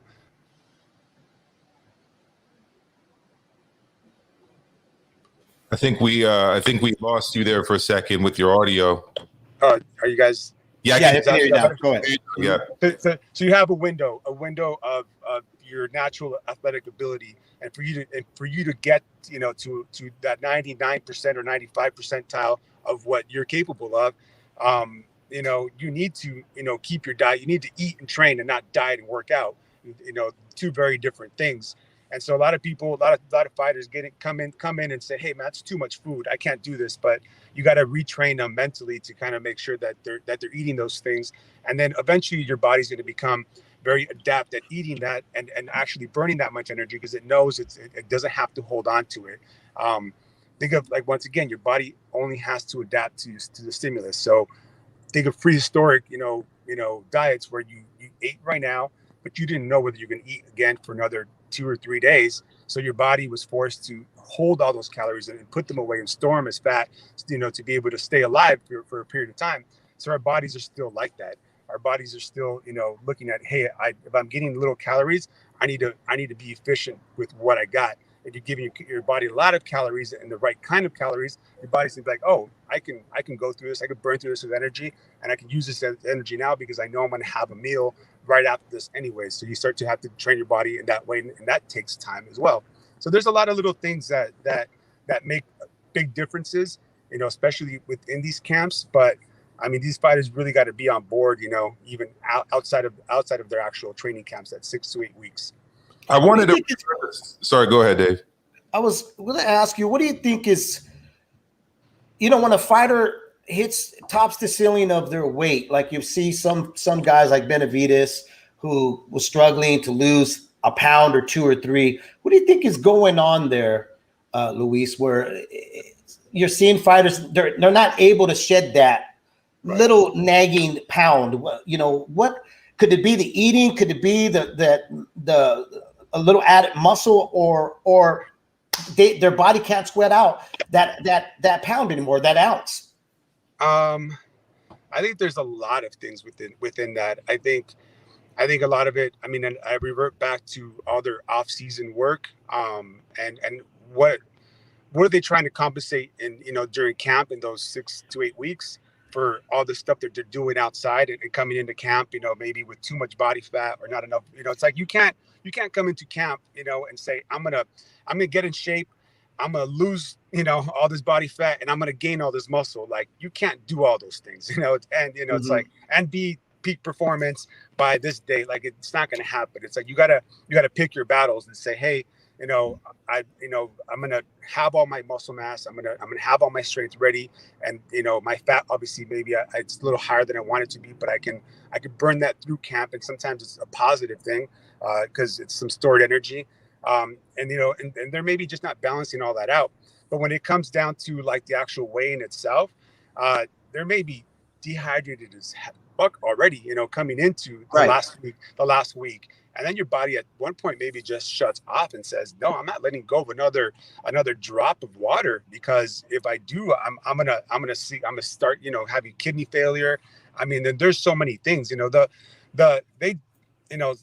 of the fighters, man, they'll wear these sweatsuits like all through camp, and they don't hydrate properly. So, your body does become kind of efficient and adapt to it to a certain extent, but the byproduct of that then means that you're not able to excrete all the toxins that your body's creating throughout camp. So imagine, like, your liver function's shot, your kidneys are shot, and at the end, of course it's not gonna, your body's not gonna want to let go of that, a couple ounces of water that you still have left in there. And then body fat, you're not gonna get rid of body fat because your body doesn't have any water to then even metabolize the fat and actually take it out of your body anyways. So, you're wreaking havoc on your body at that point.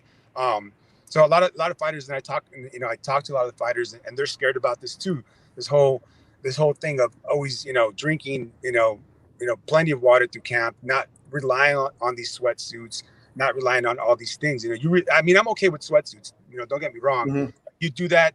You can do that maybe the last couple of days, before the weigh-in, because at that point you're doing this whole active recovery, phase of your camp, where you're allowing your body to recover, and you're trying to move as the least amount possible, so that you give, like, so you don't break your body down anymore. You let it recover, but you still need to make weight. So then in that sense, throw on a sweatsuit. That way you move very little. You can probably sit there and sweat out 1.5 pounds by just sitting there. That's great. But in general, to use them throughout out camp, it's terrible. But that's what they need to. So going back to that hyperhydration portion, and that we were talking about, is a lot of fighters, they enter that last week already dehydrated, because they're like, oh man, I don't want to lose, I got to lose all this weight, and if they go into the fight week 10 pounds overweight, it freaks them out. 15 pounds overweight, it freaks them out. So they're trying to get to their weight. So by dehydrating all this water, as opposed to doing the complete opposite and drinking as much water, and even 7 days away from the weigh-in is actually drink twice the amount of water that you regularly be drinking. If it was a gallon, go up to 2 gallons of water, and get your body used to just drinking, and let your body sweat it by itself. Let your body pee. Get your body ready. Adapt to say, no, I got all this water. so that when you remove the water the last 2 days or drink very minimal water, your body's still in that state of saying, hey, I got this water, I'm hydrated, I'm good.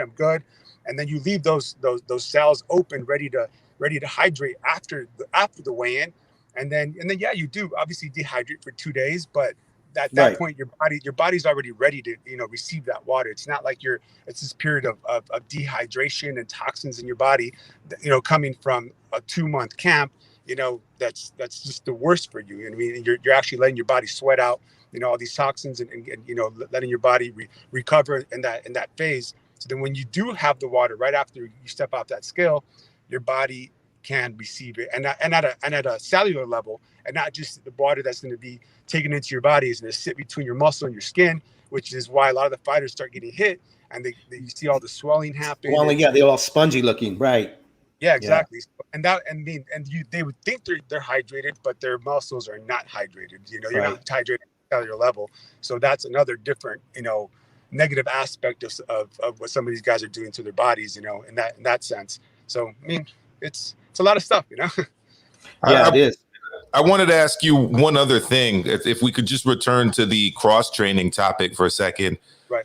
I'm a phys ed teacher, and with kids, there's like a big debate about how early you should specialize and like overuse injuries. I mean, in baseball, you've got kids getting Tommy John surgery because if they're only basically throwing baseballs and not doing much else. I've heard similar things about tennis. And obviously there's a lot of, burnout in sports like gymnastics where people start really young. A lot of boxers start really young. Like you hear about guys that are starting at 4, 5, 6, 7, 8 years old. Yeah. Is there any risk of overuse injuries? And what are your thoughts on like cross training versus specialization? That's the thing too. It's like everybody thinks that sports are healthy and they're not really healthy for your body, and I think you touch on something really, really important. Everybody, like now there's this pressure, because of media, because of social media, because of all these different things, for a kid to specialize in something and just kind of go in there and do repetitive. But, and maybe the people around them don't have the education behind them to take them and pull them away from that repetitive movement and work on other facets of not only that sport, but take them away from that and do some of the prehab work, some of the rehab work that needs to be done. I mean, anytime you do anything repetitively, I mean, it's not really great. I mean, running's not great for your body, like in the long-term effects of it are not good for your body either. So you need to step away from that and do some of the prehab work. And I think a lot of that needs to be taught at a very young age. How to keep your body healthy, because talking about Tommy John surgery, I was a pitcher as well, and at the age of 20 years old, I couldn't throw a baseball anymore, and I didn't opt to have Tommy John surgery because at that time, I mean, I'm talking about 20 years ago, it really wasn't. I mean, it was available, but it just kind of you have the surgery, you're done, Now, I mean, obviously, guys come back and they come back even throwing harder and better, but we weren't really truly there. But what happened? I was pitching, in my regular league, and then I was pitching a Sunday league, and then I was pitching a travel ball league, and so I'd be throwing 3 games a week, and that did my arm in, and so I think all those added pressures. But if you kind of get into the prehab and mechanics of it, and mechanics should be taught a lot better. I mean, I look at Instagram all the time, and I'm sitting there thinking, man, these Insta famous people, teaching people how to do some stuff, man. And I'm like, man, like, how are you not injured? Or are you? Some of these people are injured, and they don't put that out there. They just put their gains out there, but they don't put like, hey, I'm doing this and I'm teaching you how to do this biomechanically and correctly. And and I'm hurting myself, but I don't know why I'm hurting myself, but I look good, don't I? Yeah. So it's like that's the other side of it. We've got a question here in the chat from Bruce Goes. I'll put it up here. He's asking about your thoughts on dairy. You already got a plant-based question from D, who's joining us. Thank you, D. Well, what are your thoughts on I guess dairy versus non-dairy alternatives, like I guess cashew milk, almond milk, soy milk, that kind of thing? I'm personally not a big fan of dairy. I mean, it's not something that I don't feel our bodies naturally really need. I'm on the same page. Yeah. You know, and really, I mean, if you're drinking, you know, say cow's milk, or you're eating dairy, what are you trying to accomplish? Is it because you think the protein in the dairy is good for you, or is it because you think the calcium is good? There's other sources of calcium that are much more absorbable. There's other sources of protein that are more complete proteins out there that are even plant-based that are way better for you.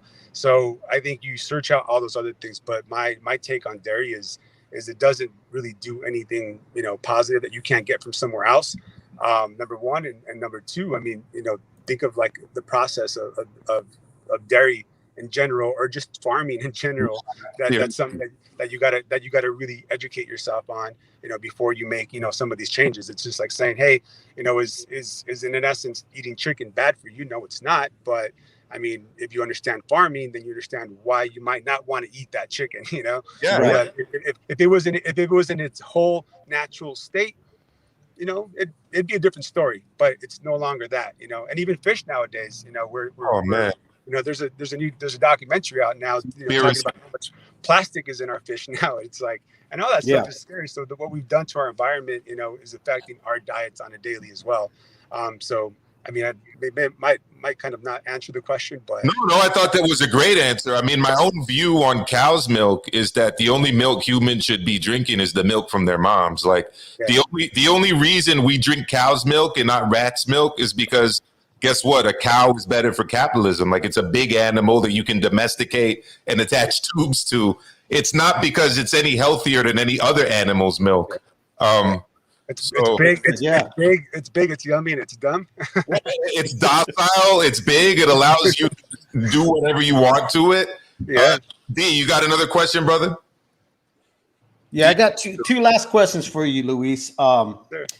Hey, what do you think is the most bad information a trainer does to their fighters in terms of trying to get them conditioned and make them lose weight? We saw just a couple, I think it was last month, we saw a UFC fighter, female, just faint on the scale. And we actually see a lot of that happen in the UFC. And you know, we have seen it in the past in boxing. I think it all goes from the onset of choosing the right weight, you know, and don't try to push those limits. Understanding, you know, one's body and saying, hey, this is where I feel the most natural at my weight. This is where I feel the strongest. And I don't really, you know, I mean, I think it's different for everybody and what their experiences are. Going back to, you know, even Canelo, I think as he moved up in weight, he's looked more explosive. And I think he's even realized that he's way more comfortable, way more athletic, and do a lot more things, could train a lot harder, could train at a different level. So it's having that honest conversation and saying, hey man, I know you're maybe a little short, but you know, let's talk about like your natural, you know, physiology and really play on that and use your strengths as opposed to trying to make you something you're not. You know, it's just like, it's right. Like you're telling me I'm 6'2", 230 pounds right now, but if you asked me to, you know, hit 175 on the scale to get in the boxing ring, I probably could do it, but I probably wouldn't be very effective at it, you know? So that's just having we see that a lot too. And I, you know, I've been to gyms where I'll see a guy go in, he's 5'11", and I'll hear a trainer tell them, you got to make 140 or 147 to be effective. And I'm looking at the guy, and the guy's probably walking around at 205, you know, and I mean, even these guys, a lot of these trainers don't know how to prep meals, or they've never even taken a class of what nutrition is put into a fighter, man. I mean, I just don't get how commissions or anybody is not regulating trainers and or other people that are coming in with a dog whistle around their neck and allowing them to, give this misinformation. Unfortunately, we're in a sport that doesn't pay their trainers well, you know, that doesn't pay their athletes well, you know. I mean, talking about, you know, the like how fighters get paid and you know, by the end of the day, they don't make good money, and so their access to information is shitty. It's just like even I've experienced it. Like, why am I not training anybody right now? Because I I can't afford to, like I can't afford to take on some of these fighters, because it's a lot of time, it's a lot of dedication that, it's involved with it. And the pay scale isn't there. We don't pay quality people in the sport. So we rely on people that are lifers in it, that just are in there and they kind of learn, the ropes along the way. But true education and culture within the sport, it's pretty mediocre, and I look at other sports, and every other sport has, even the UFC, like some of their guys are way more educated and understand their bodies a lot better than a lot of our fighters do. And it's sad, because, it's a sport that I've always loved, but that's the main truth of it, that because the fighters aren't compensated well, and then trickles down to the trainers not being compensated well, that we fail to keep the right talent in the sport. And, and then that shows. I mean, ultimately that's right. That's the byproduct of it, So we got another question from the chat real quick. Shoeshine Boxing, shout out to Shoeshine. They're after us here on the Leave It in the Ring network. He's asking if there are any successful keto athletes, because I know keto's a big diet right now. I've done it to like quickly drop weight myself. I don't know how effective it is to be an elite athlete, but what are your thoughts on that? I don't know any elite athletes that swear by keto, especially on season. Your body does need the carbohydrates, to sustain, the kind of training, like going back to saying that we don't diet and work out, we eat and train, as athletes, and we got to eat towards our goals. And really being in a state of ketosis isn't something that in general is healthy, long term. It's okay if you're trying to, say get ready for, a Vegas pool party or something, for a period of time, and it's good, and it shocks your body to, drop a lot of the weight. But understand that, during ketosis, your body does produce a lot of toxins, and within that, you do dehydrate your body a lot more. So within every molecule of fat, there's 3 cells, there's 2 of water. There's every cell, there's 3 molecules, there's 2 of water, 1 of fat. So a lot of times what ends up happening is we don't necessarily lose the molecule of fat, we lose the 2 of water. And then once you start, eating with, carbohydrates, then your body then just puts that right back on. So people associated with just, there's some weight loss in there, but is it true weight loss? Like, where you're actually, fat loss? Not always, So yeah, there's some of it, but not always. And to train at a high level, I mean, your body's already, like I talked a little bit about your liver function as you get into camp and you're training at that kind of high level of being that of an alcoholic. And now throw on a poor diet that produces more toxins than your body really truly needs to handle. And I don't understand how you can get to that top level. So I would say not the way to go. I agree. And what I just add to that myself personally, I used keto diet just for a short while to kind of lose a little bit of extra fat I had around my belly. But look, if you're going to be doing training like running, there's a reason marathon runners load up on carbs prior to their race. It's important fuel for the body. So definitely. Go ahead. You got a question, Dave? Yeah, I got one more question for you, Luis, and I know you got to get going and stuff. I've known Victor Conte. I know you know Victor Conte, and he's got his facility is phenomenal, man. It's beautiful, and what he's done with athletes and stuff. But I've always said not everything like that helps a fighter. And what I want to ask you is because Roman Chocolatito Gonzalez, he was a guy that was kind of written off and looked really bad, let's say 3-4 fights back, right? But he's made a major comeback. I mean, his last fight against Estrada, he looked phenomenal, conditioned. I mean, didn't gas out. And when I had a chance to speak to his trainer, Marcos Caballero was like, we just went back to the tradition things. We cut everything out about trying to put a mask on and tried all this, supplements. We just went back to road work and doing stuff like that. Is that true? Do you believe that, or is that just depending on that person's body? Could you get somebody to go back in time with their body to perform the way they used to in the past? I think there's several aspects. We talk about, like when I touched on it like a little earlier, and I talked about the mental aspect of all this training. and who the guy is, inherently. And some guys just mentally say, hey, like if I'm going to do all this fancy stuff, it's great and all, and I'm going to do it because I listen to my trainers and my coaches and my team, but it sometimes takes that mental focus away from some of the stuff that's made them successful. So you got to look at the guys and say, hey man, you're here for a reason. What are those things? Can I identify those things that have made you successful to this point, and how can I make this better? And how can then we make this better and make it something that can increase your longevity, increase your performance now, but increase your longevity in the sport. And a lot of times that we don't ask those questions, or we get to, oh man, I'm a great trainer and I want to throw the book at you and I want to do all this great stuff and I want to show off for Instagram or the media or whatnot, but that's not the right thing for the fighter. So it could have been one of those things where it took his mental focus away from actually putting in the work. And some fighters just don't react well to that mentally or even physically. Because then there's that other aspect, where was he training in the off season and what kind of work was he getting in the off season? Was he getting that kind of work in the off season that then said, okay, we're doing all this explosive work, during the 8 or 6 week training camp, but off season we weren't doing any of that. So how's that going to shock your body like positively? Did you do anything that built the foundation for you to receive this work? And more likely the answer is probably going to be no.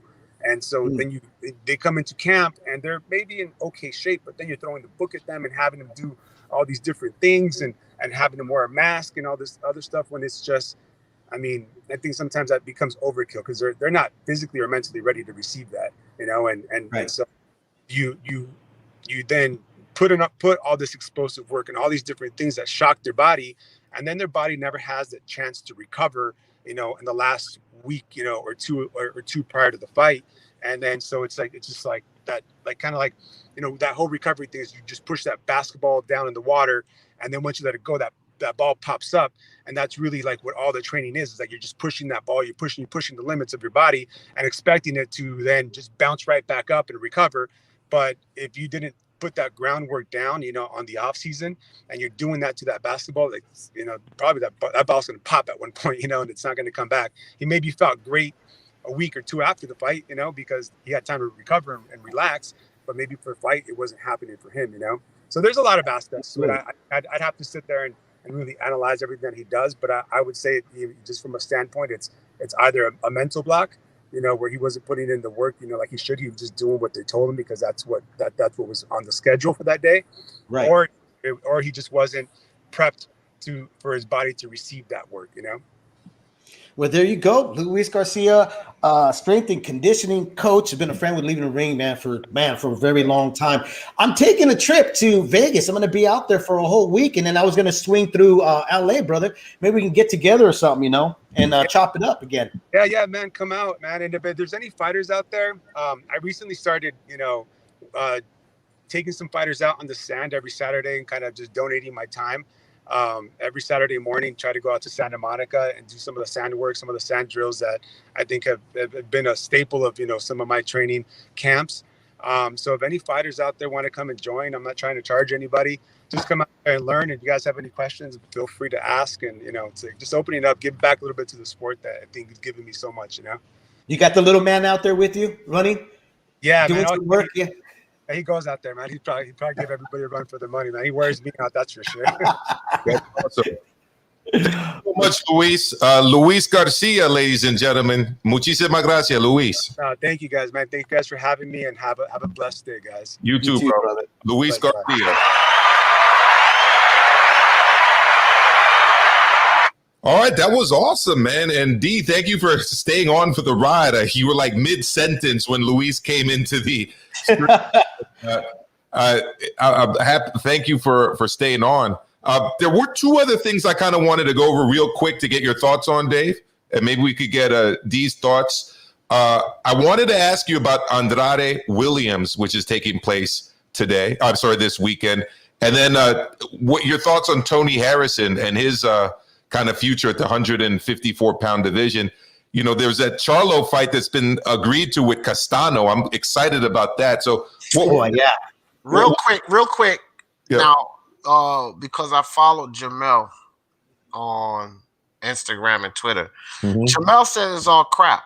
Really? He actually he came out with a post. He came out with a post on Instagram and Twitter, and he said, "Listen, don't listen to these articles. We have not even spoken yet."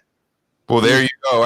The reports came out of Argentina, so I guess you got to take that with a grain of salt. So Andrade Williams, Dave, and the obviously the comeback of Tony Harrison. I'm excited about Tony Harrison. I'm glad that he's back. You know, his last outing, I thought he was fighting. He was fighting a great fight. You know, and unfortunately, Charlo was able to creep back into it. And so, I mean, I don't know anybody that's written off Tony yet. Do you know anybody that's written him out yet? I mean, I'm a big fan of Super Bad Harrison, bro. I'm a big fan. And the thing is, he lost his father, trainer. This is going to be, I believe, his first fight since he lost his father, trainer. So there's that kind of important story as well. I'm looking forward to seeing him on Saturday. What about you, D? Before I let you go, I am definitely looking forward to Tony Harrison. You know what I think about Tony Harrison, and a lot of people may not agree with this, but pure boxer, I don't think there's another boxer at 154 that's a better pure boxer than him. Yeah, I really don't. You see, his issue is his chin. He does have chin issues, but just look at him box. I don't think no one else is boxing better than him. I don't. I think he's a phenomenal boxer. He just has chin issues. Tony's tall too. He's a lot taller than people believe he is. Like 6'1", 6'2". You know what I mean? So I'm excited. I think he's going to beat the hell out of Brian Perella. I tell you that. Same. G Funky's asking if you think he's a better pure boxer than Lara, who's also at 154. Oh yes, because no. Lara's kind of stepped down a little bit. Yeah, he's declined. He's declined. Yeah, he's declined. Not only that, G Funky, Lara's at 160 now. There you go. So, D, I'm gonna let you go, but thank you for joining us. You are an extended member of the Leave It in the Ring family. Always a pleasure to have you on the Lives at Fives. And thank you. I got to get back over there too, bro. I've been missing it. And Dave and Emil, thanks for having me on this one too, bro. I appreciate it, guys. Absolutely, bro. 100%, bro. Tuesday, Thursday, 5 p.m. Eastern, fam. I wouldn't say Harrison is chinny, man. I mean, he's been knocked out by some hard punchers. Hurd, Charlo, even Nelson. Is a decent puncher. I think I think he's skillful. I think that it's the crop of guys. Unfortunately, this is what you get when you fight the best that are available in your division. And the best that are available in the division are actually guys that are worth talking about, right? Hurd, I don't know where he's MIA, but he fought, Harrison fought Hurd when he was considered the monster at 154. He was the boogeyman, Yeah, 100%. And look, we saw Israel Madrimov the other day. I think it was 2 Saturdays ago out there in Uzbekistan. Obviously, people who listen to this show know that I'm a huge fan of Tim Tszyu and see big things in that kid's future. And yeah, Brian Castano, that's a solid dude too. I was actually hoping we'd see Tim Tszyu, Brian Castano. I love that come forward style that he has, and I love the sniper style that Tim Tszyu's inherited from his dad. Keeping that rangefinder jab and that boom, that right hand. Right. There's still a lot to be answered though from Tim Tszyu. I agree. I know you're on that. I know you're on that wagon, that train with him and stuff. And I do like that kid a lot, but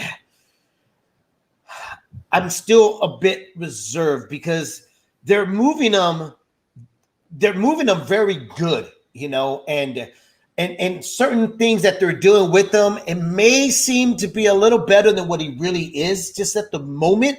I think if they rush him too quick and put him in with like a Castano or somebody in those kind of resume, I think we're gonna get some stuff revealed and exposed by Tim Tszyu because he might not be ready for that level just yet. I think he's close. I think he's close, but I think he's about 2 or 3 fights before I say we start talking about him jumping up and getting a world title. No, I agree with you. I think the track that he's on is a great track. I feel like the Jeff Horn fight was at the appropriate time. And I felt like the Dennis Hogan fight was also at an appropriate time. Yeah, definitely. He looked phenomenal in that fight with Dennis Hogan. You know, Dennis didn't seem like he was in the fight ever. He wasn't quite the menace when he met Tim Tszyu, that's for sure. Dennis Hogan. So lastly, Dave, Demetrius Boo Boo Andrade, WBO champ, 160 pounds, doesn't seem to be able to get a big fight with top guys out there, whether it's Charlo, Jamal, whether it's a Triple G, whether it's Canelo. These are the guys that he wants. Even the Billy Joe Saunders, that fight fell through and he hasn't been able to make it happen again. What are your thoughts on Boo Boo? He's taking on a rugged guy in Liam Williams out of Wales. You looking forward to this fight? What are your thoughts on Boo Boo and the way that his career is going? I'm not looking forward to the fight, but I'm going to take the fight. And what I mean by that is that, you know, Boo Boo is in no position of saying no to anything. He needs to take on whatever's coming. Liam just, what he needs to do is basically shut down Andrade's case of being avoided. And the way he does that is being rugged, being rough, cutting the ring off, cornering him, forcing him to fight. You know, I like Boo Boo. Is he the cleanest looking boxer at the 160 division? No, he's got flaws, but he does carry some decent power to keep you humble. He does. I know a lot of folks are like, he doesn't have any power. He does. I mean, when he turns it on and he sits all those punches, he can hurt you. He's got good footwork. He doesn't have the greatest footwork. He's a good counter puncher. Does he have the most exciting style? No. But is he the most boring style? For some, yes. For me, no, not really. You know, but I'm going to take what's getting served to him at the moment because, like you said, it doesn't seem like anybody really wants to mix it up with this kid. And I think what everybody's been waiting for that are these other guys that have been mentioned to fight Andrade. Those guys are pretty much waiting for Andrade to lose to anybody so they can go back and say, you see, that's why we don't want to fight him. And the fans would say, that's why these guys didn't want to fight him. He's not that special. He's not that good. You know, so that's for Liam to prove that point, to go out there and capitalize on that point. But I don't know if he's going to be able to do that. You know, regardless of what, Andrade doesn't look like he's taken a step back at all. He doesn't look like he's declined. He's still staying kind of fresh. Why? Because he's not as active. But as we know, inactivity can sometimes, you know, can hit you back pretty hard, what can make you look old overnight. Or maybe Andrade's going in there not taking this guy serious. We see this time and time again, especially in this day of age of boxing. Fighters tend to sleep on their opponents because they've been looking at the bigger prize that's up ahead, and they're not looking at the actual physical body that's going to be in front of them. Could that happen with Andrade? It could. He's only human, but I haven't seen it happen to him yet.